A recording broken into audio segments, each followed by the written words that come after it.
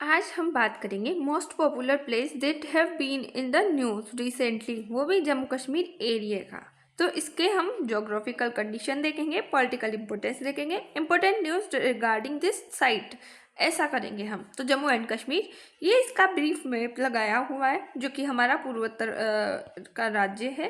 तो अब हम देखते हैं, उत्तर में स्थित एक टेरिटरी है, यूनियन टेरिटरी। तो जम्मू कश्मीर भौगोलिक स्थान और संरचना क्या है, तो स्थान और क्षेत्रफल की बात करें तो जम्मू एंड कश्मीर भारत के उत्तर में स्थित एक केंद्र शासित प्रदेश है। इसकी लेटीट्यूड 32 डिग्री 17 मिनट नॉर्थ से 36 डिग्री 58 मिनट नॉर्थ है। उसी के बाद जो लॉन्गिट्यूड है तो वो 73 डिग्री 26 मिनट ईस्ट से 83 डिग्री 26 मिनट ईस्ट है। इसका क्षेत्रफल लगभग 42,241 वर्ग किलोमीटर है। उसके बाद उत्तर में चीन, पश्चिम में पाकिस्तान और दक्षिण पूर्व में हिमाचल प्रदेश और पंजाब से सीमाएं मिलती है। उसी के बाद जम्मू कश्मीर की भू आकृति क्या है, तो जम्मू कश्मीर की भू आकृति अत्यंत विविध है। यहाँ ऊंचे पर्वत, घाटियां, मैदान, पठार, हिमनद और नदियां पाई जाती है। भौगोलिक रूप से इसे 3 प्रमुख प्राकृतिक भागों में बांटा जाता है। जम्मू कश्मीर के भूभाग को 3 प्रमुख प्राकृतिक क्षेत्रों में बांटा जा सकता है, जिसमें जम्मू कश्मीर की विशेषताएं, ये दक्षिण भाग में स्थित है। यह मैदानी क्षेत्र, शिवालिक पहाड़ियां और निम्न हिमालय पाए जाते हैं। ऊंचाई लगभग 300 मीटर से 1500 मीटर तक स्थित है। अब इसकी भू आकृति देखें तो ग्रेटर हिमालय, लेजर हिमालय और जो हमारा शिवालिक रेंज है वो यहाँ से गुजरती है। तो शिवालिक पर्वतमाला, ढलानदार पहाड़ियाँ और उपजाऊ मैदान इसमें स्थित है। ये कुछ में जो जम्मू कश्मीर का है वो मैप है, जिसमें इंडस, शोक नदी, रिवर जैसे कि लोअर इंडस, गिलगित, झेलम, ये चिनाब वगैरह ये सब दिखाए गए। तो यहाँ पे नदियाँ तावी, उसके बाद चिनाब, ऊंच और रावी नदियां हैं। प्रकृति यहाँ की तो मिट्टी उपजाऊ है, कृषि के लिए अनुकूल है। जलवायु उप उष्ण कटिबंधीय है। चिनाब की बात करें तो ये चिनाब रिवर है जो कि हमें यहाँ पे दिखाई दे रही है। उसके बाद इसका ओरिजिन बारालाचा पास है और इसकी जो एरिया कितने एरिया में फैली है तो 61,000 स्क्वायर किलोमीटर में फैली है। इसकी लेंथ 960 किलोमीटर है। उसके बाद चिनाब नदी भारत की एक प्रमुख नदी है जो सिंध नदी तंत्र का हिस्सा है। इसका उद्गम हिमाचल प्रदेश के लाहौर स्पीति क्षेत्र में चंद्रा और भागा नदियों के संगम से होता है, जिसे तांडी कहा जाता है। प्रारंभ में इसे चंद्रभागा कहा जाता था। ये नदी जम्मू कश्मीर से होकर बहती हुई पाकिस्तान में प्रवेश करती है। चिनाब नदी पर बगलिहार और सलाल जैसी प्रमुख जल विद्युत परियोजनाएं स्थित है। ये नदी सिंधु जल संधि 1960 के अंतर्गत पश्चिम नदियों में शामिल हुई। इसके प्रवाह का मार्ग तांडी से निकलकर यह हिमाचल प्रदेश, जम्मू कश्मीर में प्रवेश करती है। जम्मू कश्मीर में ये डोडा, किश्तवाड़ा, सामरबन, रियासी और जम्मू जिले से होकर बहती है। इसके बाद ये पाकिस्तान के पंजाब प्रांत में प्रवेश करती है। अंततः ये सिंधु नदी में मिल जाती है। इसकी सहायक नदियाँ, तो इसकी सहायक नदियाँ मरुसुदर नदी सबसे बड़ी सहायक नदी है, तवी नदी, उज नदी, रावी नदी जो कि अप्रत्यक्ष रूप से सिंधु तंत्र का भाग है। उसी के साथ जल विद्युत परियोजना यानी हाइड्रो इलेक्ट्रिक प्रोजेक्ट की बात करें तो चिनाब नदी पर कई महत्वपूर्ण जल विद्युत परियोजनाएं स्थित है, जैसे कि बगलिहार परियोजना जो कि सामरबन में है, सलाल परियोजना रियासी में है, दुलहस्ती परियोजना किश्तवाड़ा, रतले परियोजना निर्माणाधीन है, पूर्ण होने के चरण में। ये परियोजनाएं जम्मू कश्मीर की बिजली आवश्यकताओं में महत्वपूर्ण भूमिका निभाती है। अभी कल पे जो एक न्यूज़ थी हाइड्रो इलेक्ट्रिक प्रोजेक्ट को चिनाब रिवर पर, तो उसमें पाकिस्तान ने बोला था कि हमसे बिना पूछे भारत ने जो है इसका कमिट कर दिया है, यानी कि इस परियोजना को स्टार्ट कर दिया है, तो इस पर विवाद हुआ था। उसके बाद हम बात करेंगे सिंधु जल संधि की, यानी कि चिनाब नदी पश्चिमी नदियों में शामिल है।